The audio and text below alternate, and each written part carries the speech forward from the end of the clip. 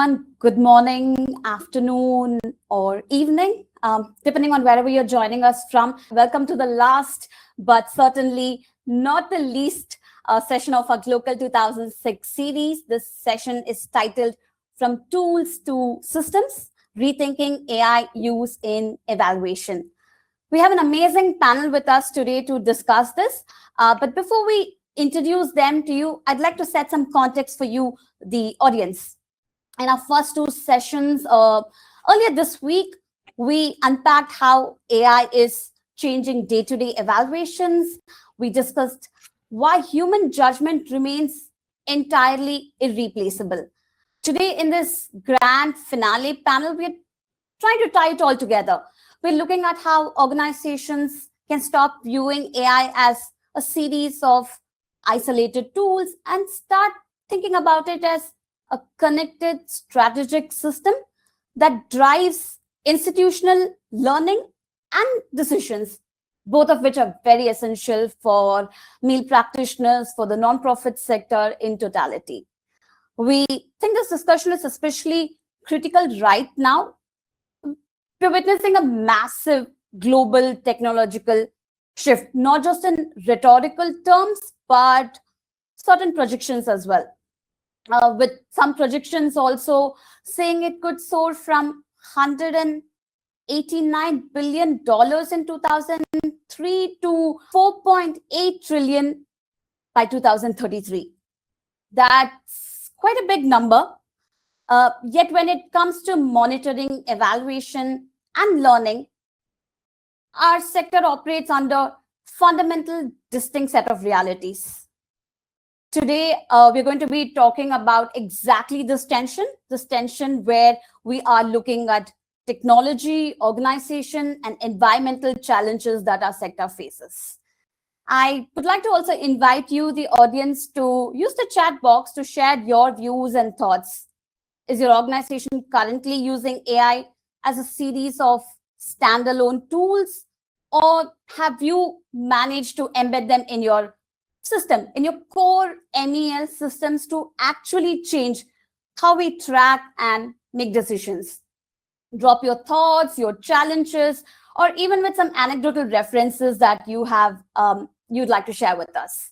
We'd like to know about the tools you're using, and please do keep this a very dynamic conversation. We'd like to really pull in some real world examples going beyond just theoretical discussions that have been taking place until now about AI, and particularly in the social sector.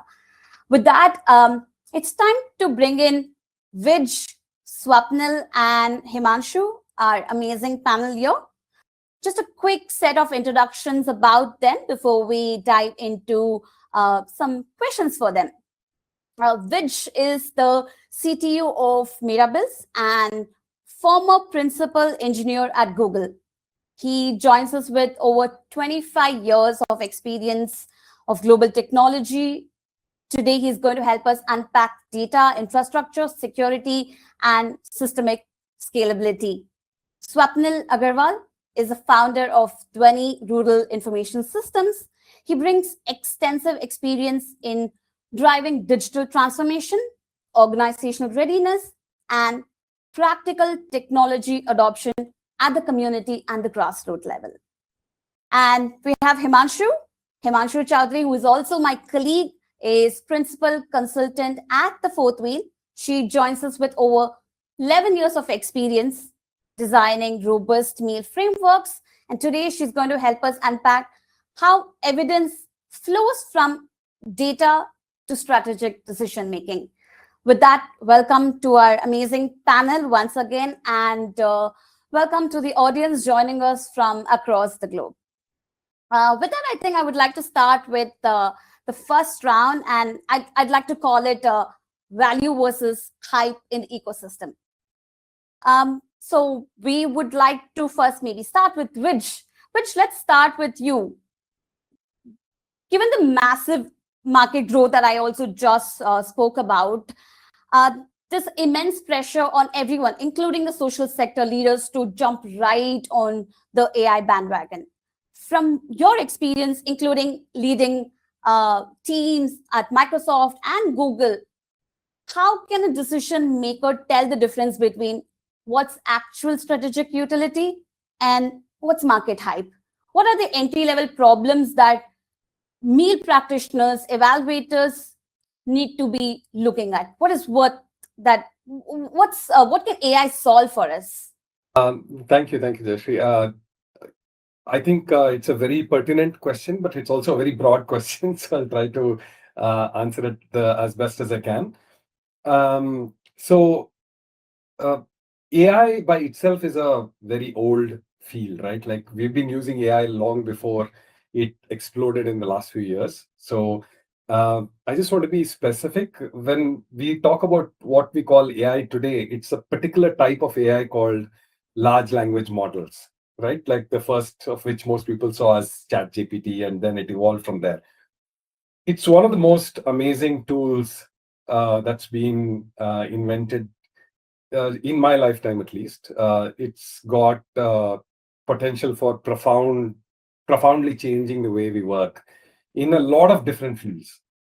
But that said, right, like it's also one of the biggest business bets that the world has been making, and a very large amount of money is riding on it. So it is accompanied with a lot of hype as well. And not just hype, but there's also a lot of fear, uncertainty, and doubt, right? It's quite an overwhelming time to be in at this point, especially if you're not deeply in some kind of deep tech company yourself, right? There's a lot of information, there's a lot of misinformation, there's a lot of hope, but there's also a lot of fear, right? So what I would say is that in such an environment, the first thing I think we all can do is spend a little bit of time understanding this technology, not to the depth of a practitioner, but just to kind of understand what are the kind of problems for which large language models are good at, what are the kind of problems that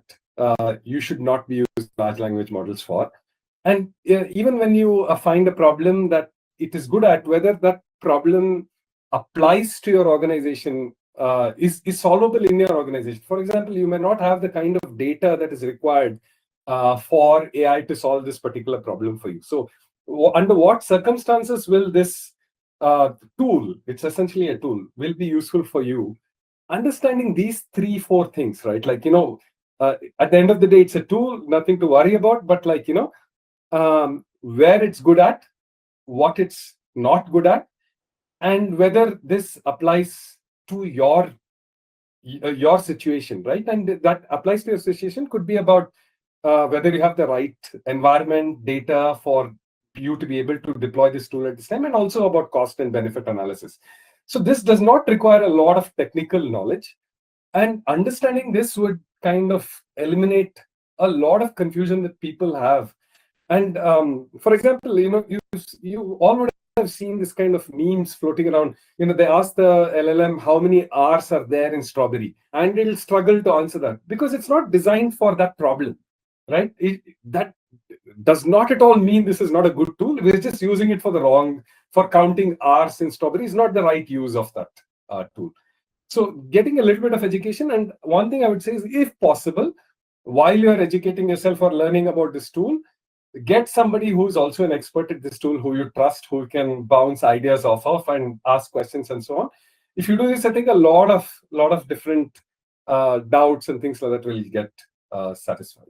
At least that's how I started. Swapnil, with that, I'd like to ask you about your experience working with the grassroots community and bringing in the perspectives from there. Where is the pressure on the field? Especially, there is a lot of funding pressure. And while funders do want to envision the organizations they're investing in as a tech-forward company, tech-forward organization, there is still a large gap between what is really getting invested. And very often, the narrative is that tech is very administrative and not core in the system for social sector. How do we battle this challenge, or do you have any views otherwise? So again, Jashri, I think it's a loaded and a broad question. I'll try and do justice with it. So I think, like Vij said, I mean, to me at least, and in our experience of working with the impact sector organizations, and otherwise also, AI is one new kid on the block which everyone wants to make friends with, right? And there's an insane amount of FOMO that we're not using AI and all of that. And if you see donors as well, I mean, we have seen nonprofits being pushed a lot by donors. That why are they not using AI? Where all they should use AI and start thinking about it. And I think I'm just trying to continue what Vich said, that before even getting on to use AI, we'll have to figure out where it can help, what are the things which I want to leverage. And in order to do that, first we'll have to get comfortable with it and start doing an exposure with it. And which would largely mean people who are thinking about it strategically at an org level should start using it. And all the, I think the B2C tools, whether it is ChatGPT, Grok, or whatever it is, I'm sure people have started using it. And a very low level problem statements of reframing the reports, reframing emails, I mean, analyzing Excel sheets, a lot of organizations have started doing that. So we'll have to figure out problem statements where AI or large language models can help us. Start speaking to your peers, start speaking to different organizations in the sector, figure out what they have been doing, how is it helpful for them. And there could be a lot of mistakes which other people would have done. So learn from that and then start and slowly and steadily start using it in your own organization. One very simple framework which I mean normally ask everyone, and we have been doing it internally, is also at a very broad level, AI. I mean, before even started thinking about AI, you should think about, I mean, from an application point of view, very broadly, AI can help you in at two ways at a strategic organization level. One is on your internal day-to-day things, whether it is fundraising, whether it is M&E, anything which is internal to you. Whether it is donor reporting, it could be employee performance, and like I said, other broad things like email writing, report writing, analyzing stuff and all of that. And the second is external lens, which would mean in your program design, is there an element now can AI can help you? For example, if you're running an education program which involves with children or parents, does LLM or an AI can help you analyze it better, reach out to children in a better way? So I think if we keep these two lenses and try it, figure out, we'll be able to get into details and at least we'll be able to structure a requirement better, that if we need help with AI, where do we need help with? And then like Vich said, you should seek help from people whom you feel have been able to leverage AI comparatively better in what you are. It could be a fellow organization, it could be some AI specialist or anything. Thank you. I'd love to hear some anecdotal references from both Vij and Swapnil, but we'll just park it right there and come back to that in the second round. Himanshu, I'd like to ask you now, as a practitioner, as an evaluator, what are the mindset shifts that you're witnessing? What is really happening with AI, especially when you're working with your clientele in the CSR space, in the NGO space? What are the teams really talking about, and how do you work with them while you're working on recommendations? Thank you, Jayashree. Yeah, I think this is the most important question basically for this sector, right now. And when the people think about like AI in evaluation, they often think about like dashboards, or automated reports, quick insights, all these things. So today, evaluators spend a significant time on like cleaning, data sets, transcribing interviews, coding like qualitative responses. So it ultimately will basically, reduce the time required for these activities. But previously like took days, often can be done like in hours. Okay. So in terms of like efficiency, productivity, maybe like, information processing, AI is already proving its like value. But we need to be careful, okay, in like certain ways. For example, if like AI system may analyze hundreds of interviews, okay, transcript, and identify like recurring themes. That's great. But maybe not fully understand the hesitation in terms of their responses, right? The power of dynamics within the community, culture. So I think these are the legs as well. So AI is very good in terms of you would really wanted to identify patterns, but it's always good that it have a like human touch.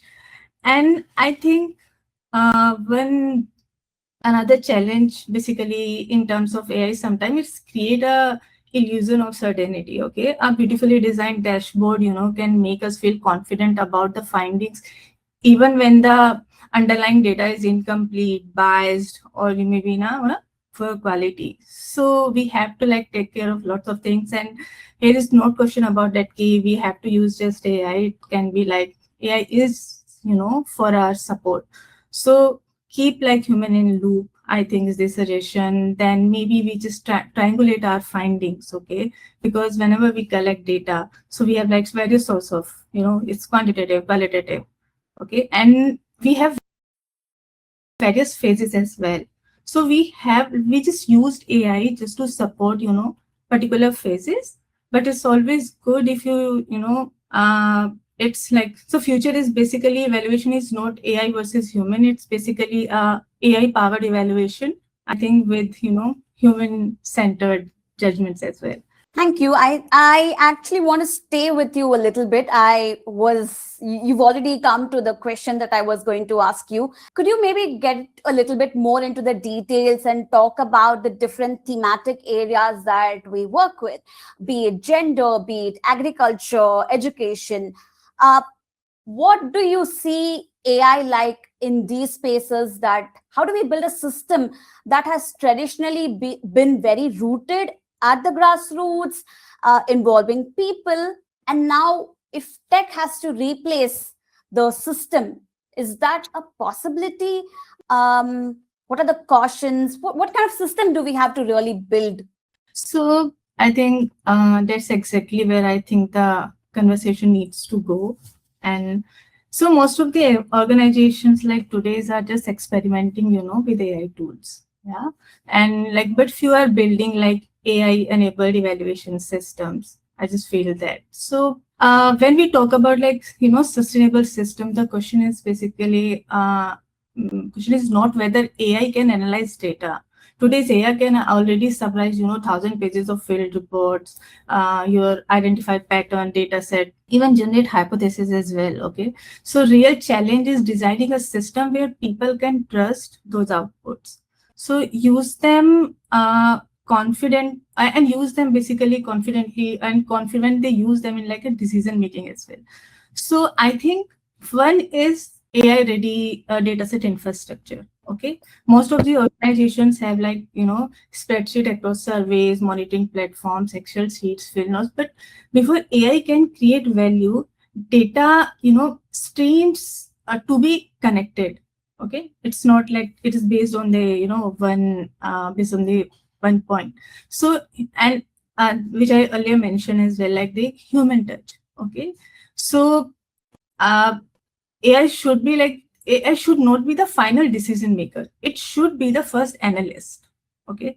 And let AI identify patterns, summarize your reports, but always be like then evaluators, program team, domain experts should be there to validate these findings. Okay. So governance and accountability, when you consider that, so every AI generated insight should like, you're able to explain that it should be auditable, right? And linked back to the evidences. Organization needs to develop a clear protocols. Okay, data privacy. I think there are lots of bias as well.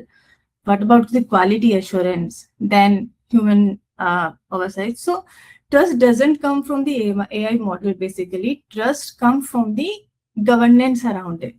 So I think the future evaluators will spend less time on like cleaning and reports and more about like designing these intelligent systems. Thank you. I'm just going to take that thread to something a little bit more to the technical aspect of it, which, coming to you at MeraBills and as a tech person yourself, what are you observing in the social sector vis-a-vis in corporates?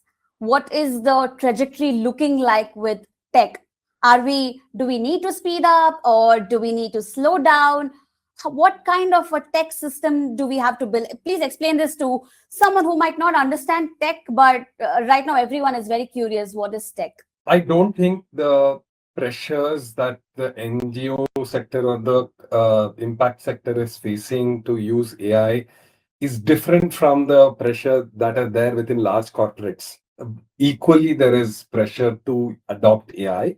In the impact sector, that may be coming from donors or it may be internal pressure, but there are different pressures within large corporates that are similar, creating similar conditions of needing to use AI. But I feel this is not the right mindset or question to be asking ourselves, because that would lead us down to focusing on the tool rather than on the problem, right? So I'm not denying the pressure. Definitely the pressure is there, but to make the pressure into something that is fruitful, I would say that we need to ask ourselves, if I had a really powerful employee or a really powerful tool, what are the top problems within my organization that I'd like to solve? What are the top problems for that my customers or clients or participants are facing that I'd like to solve?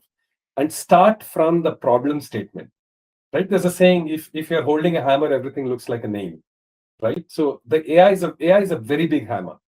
And it's very easy to get carried away with it, right? Look, so I'm just giving you an example, right? If you want to use AI and you just train all your program participants to use ChatGPT, and you would have used AI, right? But the question maybe we should be asking is, how can we use AI to solve a key problem that your participants are having, or how do I remove a key efficiency blocker that my organization is having, right? And then you see, how can I use AI to solve the problem, right? So I think with the pressure, the question seems to be getting flipped about where all can I use AI, right? Which is not a bad question to ask, but that can't be the only question that you ask. That is the main thing that I would say. And if you start with the problem first and then look at it both ways, how can I use AI to solve this problem? I think we'll arrive at a very different workflow than if you just focus only on saying, how can I use AI? I don't know if I answered your question. No, that's great. I think the more we actually talk about the myth and demystify it, if I may say, for people, it's very helpful. I would actually just like to ask you if you can, there's also a question in the chat box that we have. What tools are we using at MeraBills? And over to you, Swapnil, later on, what Dhwani uses. But which maybe what tools are you currently using? What are the tools that you are recommending for your ecosystem and to solve what problems? So I can give you an example. We are using AI both internally and for our users. So I'll give an example of how we use AI for our users. So MeraBills is an app and a platform that's built for micro entrepreneurs, people running very small businesses, essentially. People who are selling pickle from home, handicrafts, handloom kind of a thing. Primarily, we work with women entrepreneurs, help them sustain and grow their businesses, right? So that's our overall problem statement. And again, I'm answering in the way of the problem, right? I'm not coming to the AI tool first. So, and one big problem that our users face is that they're often excluded from online marketplaces, right? Our users are business people, they're micro business owners. They're excluded from online marketplaces because it's too complicated for them to be able to participate in those online marketplaces. So I'll give you an example. Suppose you want to list something on Amazon. Amazon has got 100 rules about how you describe your products. It's got rules about how you take product photographs. It's got rules about how you create bullet points about the packages that you create and so on, right? It becomes really complicated for somebody who's new to tech to be able to access this online marketplace, and they're being excluded from these online marketplaces today, right? So that is the problem state. Right now, if I look at how will I solve it, this one solution is I provide a human being that will help them do this, right? And many organizations are doing that, but that is very expensive and that is doesn't scale, right? So what we're doing now is we're taking AI and automating many of the rules that are there. We build that into the MeraBills app. I'll give you an example, right? So previously you had to create a product catalog. You had to manually enter the product description that was there and the like details about the product. This is handmade. This is organic. Like, 5-6 bullet points about that. And then you had to take a photo. You had to upload it to Amazon. And Amazon would come back and say, hey, this photo has got a brown background. I want a white background. Or it'll say this photo is too small. Instead, what we do now is that we'll tell the user, we're changing the workflow, right? We'll tell the user, take a photograph of your product, right? And using AI, we now modify the photograph to meet Amazon standards, right? So we'll remove the colored background. If it's tilted, we'll make it straight, right? And instead of asking the user to enter a description of the product and say it's organic or made in India or like locally produced or something like that, AI fills up all of this information by default for them, and they only have to change it where they see that it needs to be changed. And even when they change it, instead of having them type it, which many people are not comfortable with, they can now speak what they need to change, and the change happens. Right. So I'll stop here, but I'm just showing how AI can be used to solve a particular problem if you have a focus on the problem. Right. No, that's very helpful to know. I think I'd like to take the same conversation and same question to you, Swapnil. I am sure you're also agreeing to that I saw you nodding your head. You're agreeing to that, focus on the problem instead of talking about what gigantic AI systems do we have to build. Is there something that, you can think of at the grassroots level that that was about AI, and you went back and you actually found that the problem was elsewhere, but what we were focusing on was somewhere else? So I think multiple areas, and which also said, I think he gave 2 examples, internally and externally. And I think I can also do that with Dhwani and also maybe other nonprofits whom we work with or whom we know. So obviously, I think till now we have established that problem identification is the first thing, and what is called tooling, right? Figure out the tool is secondary. So internally at Dhwani, largely we are a data and tech organization, and one thing which AI has disrupted a lot is software engineering, right? So over the past 1 year, I think we have spent a lot of time internal in AI adoption because it's a change management. And I give a very crude example of, imagine a time when calculators would have come in, and if you were if you were someone who was used to doing a lot of mathematical calculation, whether it is simple addition or a complicated BOD mass or something, and as soon as calculators would have come in, we have felt there was a change management that people said, why would I use a calculator? My brain will stop working. And similar experiences we had in our organization when we started introducing whatever AI for software engineering or coding. A lot of people said that I'm not learning anything now. AI is coding everything, and there's no what is called neural stimulation of my mind and all of that. So why I'm trying to say all of this is because anything new comes in and you try and do an adoption, number one thing which comes is change management, behavior change and all of that. And so you'll have to look at the upside and also ensure that people are onboarded with it. So from an internal perspective, we had to do a lot of stuff to ensure people are on it, they have internalized it, they're using it. They're also not feeling that they're at the mercy of AI. The feeling should be, wow, I can now spend my time on much larger problem statements, or I can spend my time on much valuable problem statements, right? And a lot of mundane stuff which I was earlier doing can now be delegated to AI. Similarly, and from internally, I think if we can keep all of those lenses, that what are those things where a lot of mundane stuff which we identify, that I feel could be delegated to AI. And now, we're in the world of agentic era where you can just delegate and someone will be working in the background, whether it is night or day, and you can have parallel agents working for you. From an external thing, you'll have to see which is a problem statement which could earlier not be solved and can now be solved. For example, when Vij gave an example of modifying photos or text in a certain format, which let's say an Amazon wants or a Flipkart wants or someone wants. Earlier, before LLMs, I don't think so it was possible to do that, right? Or it was possible in a very simpler or a cheaper way with now AI has. So a lot of problem statements we have seen. We have done something in disaster management for a nonprofit where they had to do a situation report as soon as a disaster strikes, right? Now, I mean, before AI, there was a team of people who would go through a lot of news websites or channels and then create a situation report, verify it and all of that. Now with AI, I mean, I won't say it's a piece of cake, but it has tremendously helped where AI crawls every news website, every Twitter tweet and all of that and gives a report. I mean, accumulates all the information. And then there is another LLM which verifies it. And if there are any diverging facts, for example, if some news article is saying 5 people died and some news article is saying 500 people died, it auto verifies it to an extent. And only when the AI feels that it's not able to do its job, then it flags for a human review. So again, I think my framework is that wherever you feel that this thing is repeatable, this thing is not the best use of my time, is the best use case for AI today. That is one. Second is, I think a lot of impact report analysis, a lot of analysis where secondary data is required. So I think when we were doing a lot of dashboards, impact dashboards from program MISs, whether it is a specific program or a large program, normally when you do those, you rely on the data which is there coming from the field and all of that.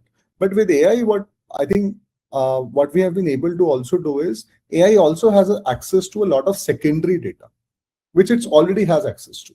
Maybe because of the internet, if it is there or it is trained on. So if you ask, so we created a dashboard where we asked, can you benchmark my program with NFHS indicators for certain districts? It was able to do it in next half an hour, right? So a lot of such things, because otherwise before LLM or AI, how you would have to do it is you'll have to find NFHS data, find those indicators for a specific district and all of that.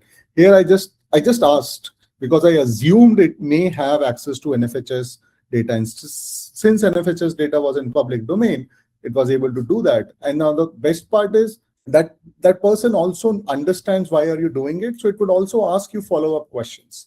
So, I mean, we say that you have access to a smartest person in the room.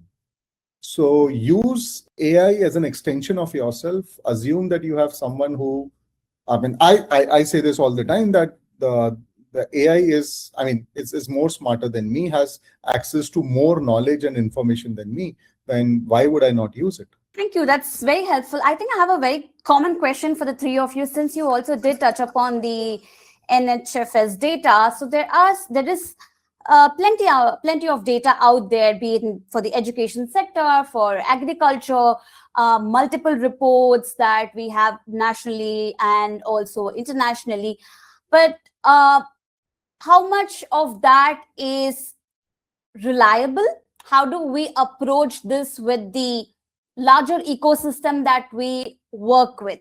For example, let's just take the census. While AI might refer to the last census in 2011, there are multiple things that have happened after that. We have to look at the demographics, relook at it. But AI might rely on the last updated data. Where does the human picture in this? Where is the judgment call once we receive the output from AI? That actually brings me to the last round of questions.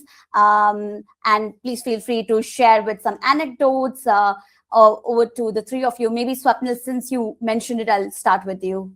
I think to your question, I think Jayashree, I mean, I have never been able to get something meaningful from AI unless I have brainstormed or worked with it for at least 1.5 to 2.5 hours.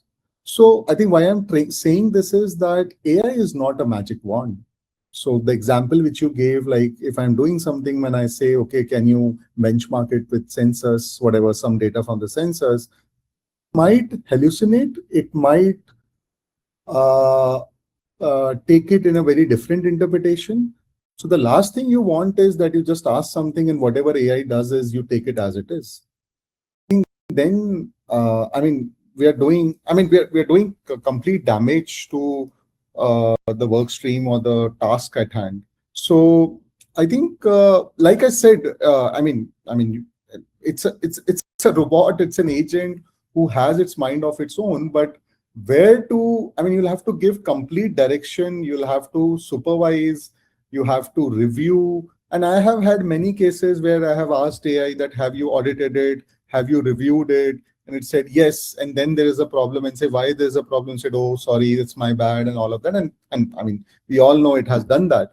So I think human in the loop, human supervising it, giving it direction, mentoring it is very, very much required, right? So we can't just, it's not a magic wand and we can't just rely 100% on it. You have to be in the loop.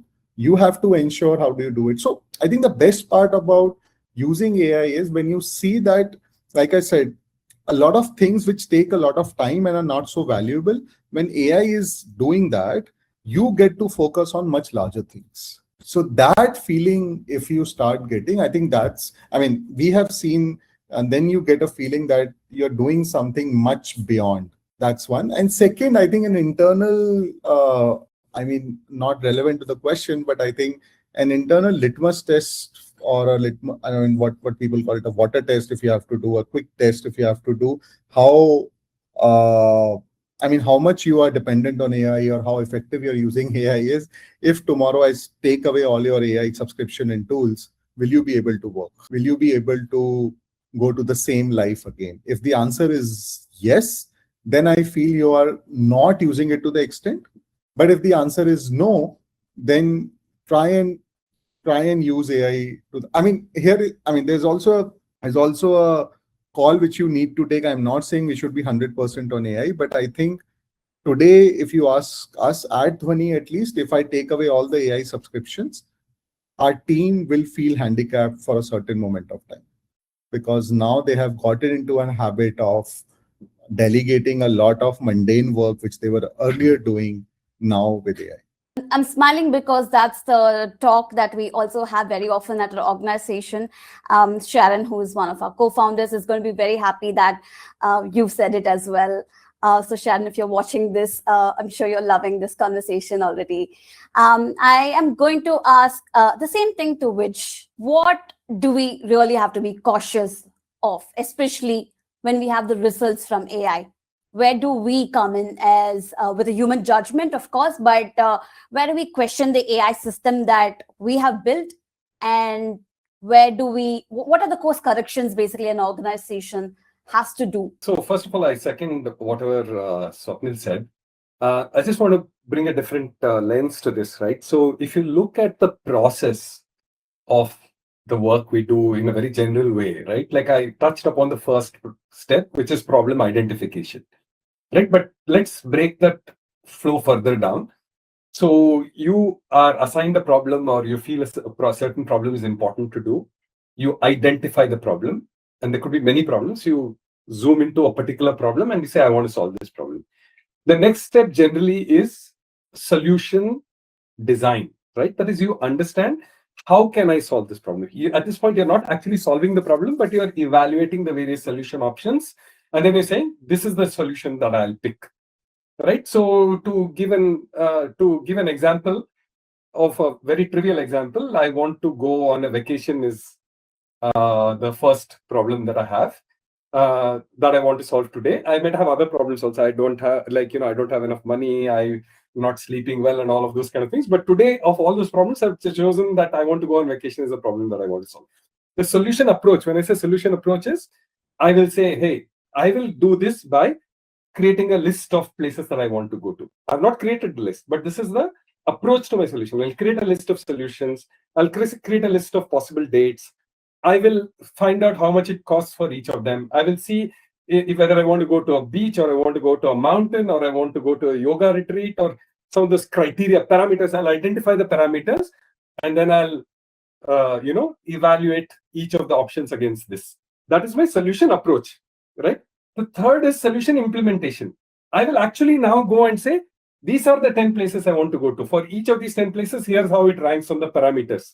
This is now I'm doing the solution, actually implementing the solution. Finally, I'll have some kind of evaluation or test for this, right? To see, does it meet my original parameters or original success criteria or not? So if you think of them as these 4 broad steps, AI can help in each of these. So if you look at problem identification itself, I feel humans are very important in this loop. AI is not at a place where it can tell you what problem to solve, but it can help you, right? You can brainstorm with it and ask, like, what are some of the things I'm missing? What are others doing? It can glean some data. So I would say in that case, in problem identification stage, humans are very important, right? Like 90% is humans, right? Maybe 10% the AI helps, right? Now, if you come to solution design, again, this is where your experience, your particular domain, your knowledge of what has not worked in the past, those are the kind of things that predominate. So I would say, again, this is where humans are extremely important, right? So maybe here your 70% is your experience, your expertise. And these are the kind of things people with experience do, right? So again, that is very human-centric activity. AI will assist. Now comes the solution implementation, actually creating lists, going and checking 100 websites for prices and things like that. AI is really good here, right? This is where the work is very well defined, and it's been done a lot of times before. These are places where AI excels. If this involved creativity, this is not a good use of AI, right? But if it is, like, just go to the 10 different travel websites and find out how much airfare costs to these particular 10 destinations. It would have taken you hours and hours and hours to do this, right? AI is super good at this. This is where you should use. So in this case, you should think of AI as a very junior employee with an enormous amount of energy, right? They may not have the expertise or the judgment, but they have an enormous amount of energy, and they can be taught things, right? So this comes very handy. And also in the next stage, also AI can be very useful. When you use one junior employee to check the results of another junior employee, right? If the first junior employee has created a report, ask the second junior employee to verify the report. So in the last 2 stages, I would say humans are becoming less and less required, right? So you can use agents, one agent to verify another agent, one agent to plan, another agent to break down. These are the kind of things that we'll do. That's how I look at it, and that's how I use it in my domain. Thank you. Yeah. I want to ask Himanshu the same thing, but with maybe slightly rephrasing or reframing the angle. As an evaluator and while writing reports, it's very essential that the recommendations are quite strong, and very often it is the ultimatum. That's what we are looking for, how to strengthen the program, how to approach the next program. Just taking that example, how much do you think an AI system, or let's just say AI tools in this case, solves that or complements your work, or does it not? Where are we at this stage? How do you use it? So, Jashi, I think in evaluation space, there are phases. If we can say that, okay, at this phase, AI is highly, it's reliable, helpful, but maybe like in next phase, it's not. So when it comes to the data processing and analysis, of course, it's helpful to some extent, especially in terms of the quantitative analysis and all. In report generation and knowledge management as well, like it's, I always feel it's helpful. We can say that in monitoring your real-time, real-time data monitoring and all, it's highly reliable and helpful. But when it comes to decision making, right, and recommendations are especially like I feel that it's the part of your, which you are going to recommend. This is going to be at the, to your funder, to your donor. So it's basically, I feel that, AI surface patterns and scenarios, but strategic decision around like, resource allocation, program design, your policy directions still require like human touch, It's helpful in stakeholder communications. It's significantly reduce your time over like, developing your presentations, donor reports, but for at this, if you really ask me about in terms of recommendations and all, I think it's required. And of course, if you just recommend, like currently we are conducting a landscape study, okay, and we just provide, you can use some AI solutions for your frontline workers and all. are they the funders, are we have a fund for that? Okay, if we also recommend. So there are two angles. One is what we are recommending in terms of based on, the analysis and all. But it's never been helpful in decision making. I always feel it's always, we can always consider as a, our first analyzer, but never be a decision maker. So yeah, and how these all solutions we are like recommending in terms of, AI. AI can do this. You can use, you can develop an a app and you can provide, a solution to your, real time support in terms of like teachers need some kind of support, and we can say, okay, use this developer app and it can provide, it's a solution. But that basically needs a fund. Is this available like in the sector? That's actually a question. So much that actually gave very dual perspectives. One is what an evaluator really does with AI while recommending, and where you recommend AI as well, you have to be cautious. So it's both. We have a question about the usual elephant in the room, which is security and privacy of data, and especially in the space where we have tons of data being collected every day. How do we make the security system strong? We do, in the current scenario, even when we don't use AI, very often there is hesitation to put certain documents online. Just keep it in our cloud as well. There is a lot of hesitation. We keep wondering what our privacy policies are. Now, if we embed AI, or even if we use AI in the isolated manner that we are using right now, what is security looking like? What are our concerns and what do we have to do? Yeah, so I think, and this is actually a big challenge, So when you collect data and all, we always stick to consent, right? But we never, communicate them about the thing that we are going to, use AI for the analysis and all. So I think it starts from the when you I just as an evaluator. So see, we often work with highly sensitive information, okay? And we have community stories, we have even voices, photographs, and the versus the personal identifiers.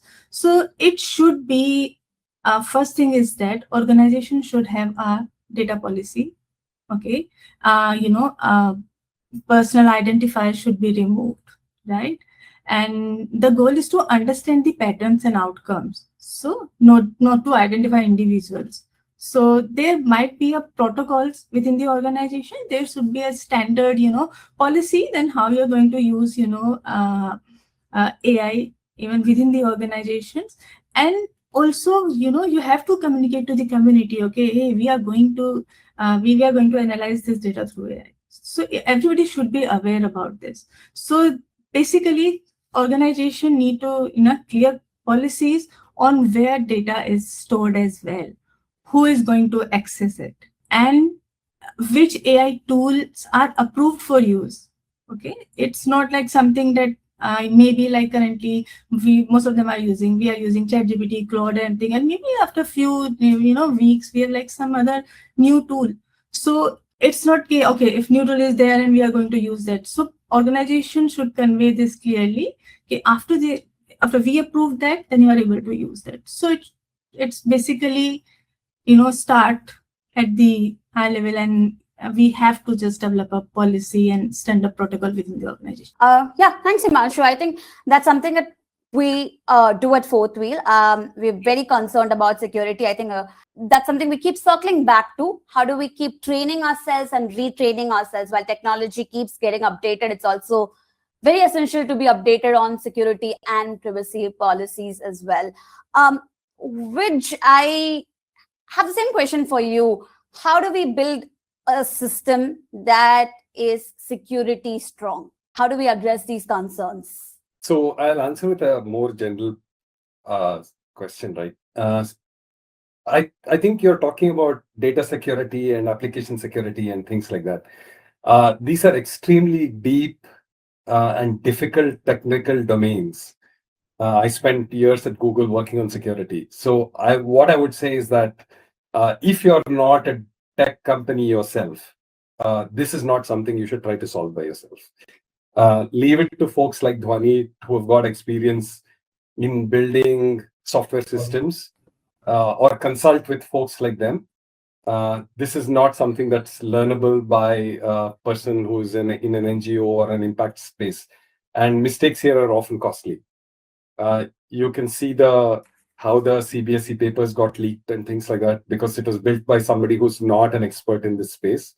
So if you're building systems which have critical data, personally identifiable information, compliance with regard to GDPR or things like that, I would say you consult with somebody who has experience in this area. This is not trivial.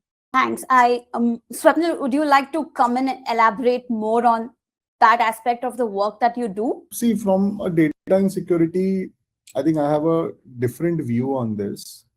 One is that, I mean, whatever systems claim, I mean, as a policy or as a principle at Dhwani, even if the organization, whether it is whatever, whether it is a Microsoft when you're using Outlook Teams or whether it is Google or Gmail, I think if it is very sensitive data and if you feel it's your client's data, we don't share it with them. So when I say we don't share it with them is, so like Claude or GPT at your enterprise license says that it don't train the data. But we would never upload a PII information. If we have to upload a PII information, we would anonymize it or do something, I mean, put it in Excel, do a rand function, change the thing, and then do it. But having said that also, I think I'll also say that at a non-profit level, this is very difficult to implement also. So I'm giving you a very practical case because, see, large organizations, large MNCs, you have that luxury that, I mean, if you know of that, if you work at a very large organization, your laptops or whatever it's been given, they're completely locked, right? You can't take data from it, you can't insert data in it and all of that. But I'm being practical at a small organizations or even at our organization level, it's very difficult to do that, right? People use their own devices, people use their own mobiles, they have access to downloading information and all of that. So, I mean, now there's DPDP also. So one thing we should universally protect is the PII information. Everything else, I mean, it's very difficult today to even do that. I'll give you an example. I mean, someone at Dhwani, we asked that you should anonymize that information. For anonymization only, the person in a hurry uploaded the entire thing to ChatGPT and said, can you anonymize these phone numbers? Now, because ChatGPT has become a default tool for everyone, right? I mean, they could have done it in Excel so that the data would have been there locally. But because everyone is so used to ChatGPT or whatever the tool is, it's become like a Google, right? So they just uploaded it and said, anonymize this information. Now the damage is already done. I mean, we are on an enterprise account of ChatGPT. ChatGPT says they won't train their data on our thing. I mean, they don't train their model on our thing. But I mean, if it is very sensitive, you can't take that risk. So yeah, I think from a data angle, this is a much larger conversation. I would say more than tooling and all of that, you should have certain principles at an organization level where, and your team member should internalize it, and they should be very cautious on how they're uploading data, where they're uploading data, whether it is Google Drive for that matter. Because I mean, Gemini, AI, everything has, I mean, it's like in horizontal today. Even if you're not using Gemini, Gemini is integrated in Google Drive and Docs. So even if you have uploaded an Excel sheet on Google Drive, I mean, someone will have to really read the fine print and the terms and conditions. But I assume that Gemini is reading if something is uploaded on Google Drive. Because if you have a chat with data functionality, you can, I mean, and Gemini provides that, right? You can ask a question and say, hey, leave everything. You have your Google Photos, right? The Photos app, which is by Google. Now you can search, you can say, okay, show me photos of the beaches. Wherever vacations you have taken, it is showing you photos of the beaches, right? So there are photos which it has trained your model and all of that. So you can do some principles, but it's very difficult today in the digital world that how do you prevent all of that. So I mean, as a thumb rule, if something it is very sensitive, then you should not upload it on such places where AI is a horizontal layer today and AI is accessing it. That's, I think, how we take this. Thanks. Actually, it was quite enlightening. I think I was going back to some thoughts about how I approach uploading data online. I think even personally, also as well. I think there's some line of questioning around junior Actually, employees. sorry to interrupt. I just want Yes. to just add to Swapnil's thing. I just want to re-emphasize, right?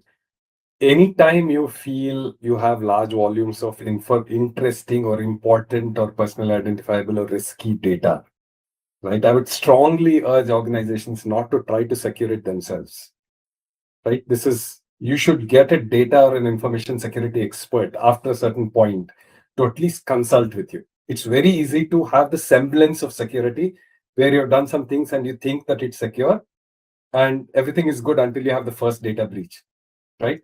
And usually these data breaches and things like that are business ending propositions sometimes. So I just want to re-emphasize this. Don't try to cobble up security yourself, right? This is like performing heart surgery on somebody after seeing a video on YouTube, right? It shouldn't be attempted. These are just my opinion on this. So there's Thank some you so aspects much. of software that should be left to the experts. Yeah, Of and course. one more thing, I think, Jayashree, because in terms of like evaluations and all, so I think data minimization is also the one thing, okay? The data is not required at all. We are never going to use like these names, okay? Even the phone numbers, like in our analysis. If that's not required in like analysis, then basically it's at the organization level, as you have like, we just stop collecting that data. So I think data minimization is also like a one approach, I think a good approach. Thank you so much. I think this is definitely a very important takeaway for all our audience joining us, who are predominantly joining us from social sector organizations. They're probably definitely going to go back and discuss this with their teams. And for the audience, if you'd like to connect with any of our panelists here, please email us. I'm sure they're available on LinkedIn as well. They'd be happy to connect, but you can mail us and we can connect you with them. There's some line of questioning around junior employees and their roles. I think it's also coming from a very philosophical aspect, but also something that's quite practical for people entering the social sector. What are their roles looking like? What is their learning trajectory going to be like? Himanshu, maybe I can ask you about that, especially since you do work with a lot of junior colleagues in your projects. So, so we have like some standard protocols like within the organization, like for the analysis purpose. At certain level, basically we don't use AI. Okay, currently we are also like on like SPSS. We are using like Excel and everything.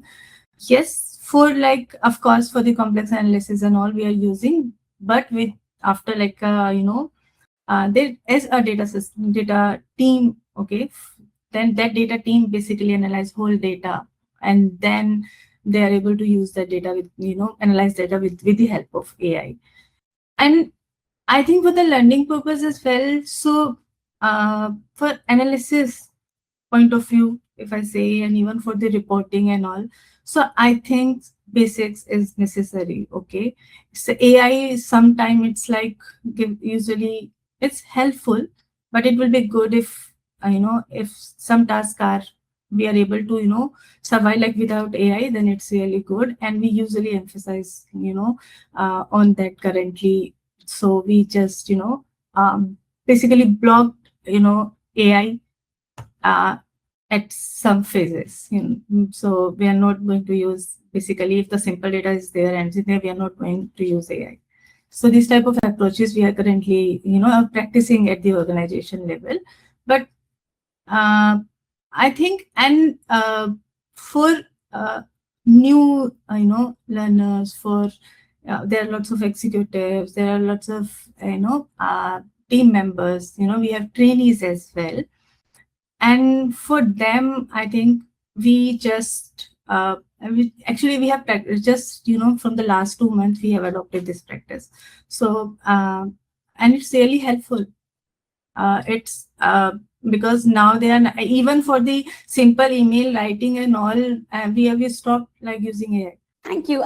Which I see you also answered that question, and you said the main point to consider is that if you don't invest in human junior employees today, you may not be able to build a strong set of senior leaders in organization tomorrow. Do you want to talk a little bit about that? I don't want to generalize this, but I'm talking about my space of software engineering, right? And I think parallels exist in other organizations as well. Software engineering, regardless of what you hear on the web and things, is an apprenticeship craft. It is, you learn a lot about how to build the right software by working with senior people, right? And some of that knowledge is encoded into LLMs today, but there's a lot of that knowledge that is not there simply on the web, right? Some of it comes with experience. Some things, like if you think of an architect of a house, right?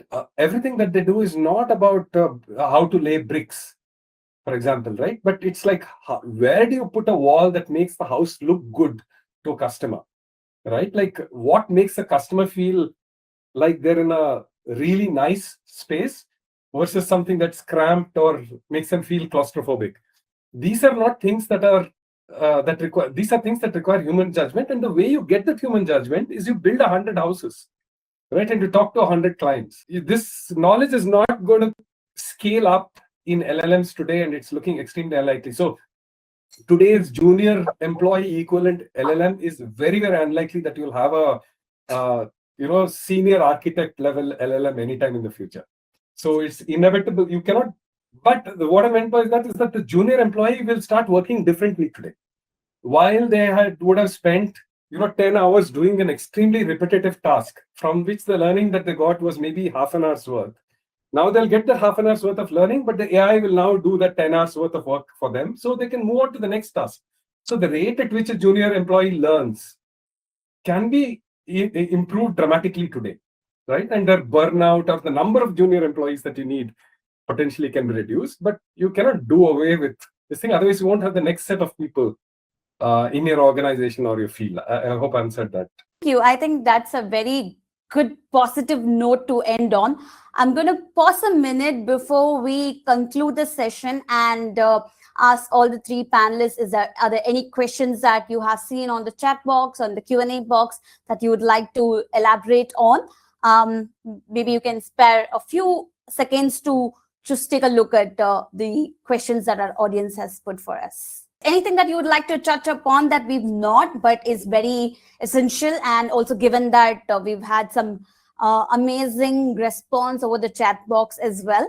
Anything that you'd like to touch upon? I would agree with what Vij said. See, from a junior employee's perspective, from a junior senior, the only thing matters is the years. I mean, the exposure and the experience. I mean, I will also bring in one point is we have seen people who have been junior, and my definition of a junior is people who just have less exposure to any domain, right? So from that, from that perspective, I would say we have had better adoption of AI in terms of our junior team members because they had less biases. And the senior team members, we had to push them a lot because people had a lot more biases. And I'm not being judgmental here. I'm saying, and this is how the things work.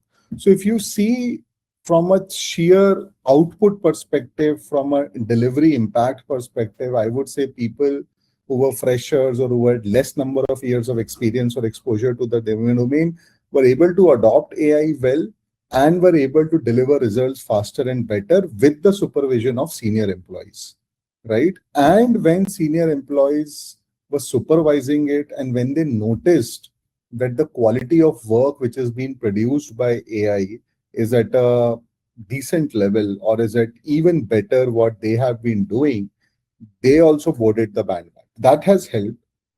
The second is, I think, what we call internally a concept of builder and operator. So if you traditionally see the workforce, you had always had people, one, where you give them a very detailed SOP and they would follow it. And these are people who are very sincere and they would follow the SOP, and whatever you would say, they would do it. with time, with quality and all of that. And there are people who are in charge of figuring out things. They would do a lot of R&D. And this is applicable to any workforce, whether it's a manufacturing workforce, it's a serviceman workforce, it's a knowledge-based workforce or anything, right? Now, in the era of AI, because AI is evolving at such a rapid pace, right? You need more builders or people who can do a lot more figuring out themselves. And once they do that, then they lay it down in a form of some kind of an SOP and operator picks it up. The problem is that the stage at which the AI is evolving is so fast, the builders or the people who do R&D, they are also having difficulty in figuring out stuff, right? And so that is why we are feeling that the junior people who are, I mean, we call them operators because they are used to follow a certain SOP. They're not getting an SOP because the builder is not able to make one, right? And a second angle I'll like to bring in is, and we have noticed it, and we are, I mean, all of this is a grassroots conversation, and we are in the social impact ecosystem, is a lot of AI knowledge, a lot of AI, whatever it is there, is all in English. And even for best of us, right? If you have to figure out how do you do that, how do you enable a skill, how do you do a plugin, how do you make an agent, it's very difficult. I mean, when I say difficult, I mean, you need a very different space, mind space to be in to understand what they are saying. It's actually like you have gone back to school and you don't like calculus and you'll have to study calculus in much more detail. So I think for a lot of organization, and I would say senior leadership, middle level leadership, the pressure is immense because your day jobs are as is, whatever you have been doing. And then there is a new, whatever you may say, a subject or a new topic where you have to invest a lot more time and you'll have to take time from that schedule. And I know a lot of organizations, whether it is service-based organizations like us who provide services in the impact sector, or they are non-profits themselves. People have now day jobs and night jobs. Day jobs are going as is. Night jobs are where they have, I mean, from once they have given time to their families respectively, and then you are in a space of mind where people are figuring out what to do and all of that. And then they're coming back to office the next day and saying, hey, I tried to do this, I have got some success, now can we start using it? So I think people have to get into that mentally also, that mindset that it's an insane amount of learning. I mean, people have to get into what's called a learning mode, going back to that. And because there's, and like I said, AI is evolving at a much rapid space. Thank you so much. I think it's some reassuring for people who've felt the threat of AI impacting their jobs. That's a good positive note to take for people. I'd like to maybe conclude this session with a couple of catchphrases, but while I do that, I'd also request my colleague who's joined in to put up a few polls for our audience. We'd love to take your feedback. This will help us to improve our future sessions and also talk about the right things that you need. Yes, you will see the polls up on your screens. Please do take a few moments to vote. A couple of catchphrases for me that I'd like to take is, one is focus on the problem, and two, mistakes are often very costly. 3 is data minimization is the starting point. And 4, definitely not the least, is junior employees are inevitable. So these are a couple of takeaways for me. Thank you so much, everyone. We've got some great results as well. We'll go back and to the drawing room and reflect a bit about this. Thank you so much once again to the audience, and thank you, Swapnil, thank you, Vij, and thank you, Himanshu, for joining us. We'll be in touch. Thank you, everyone. Hope you got some 1 or 2 points to take away from this session. Thank you, everyone.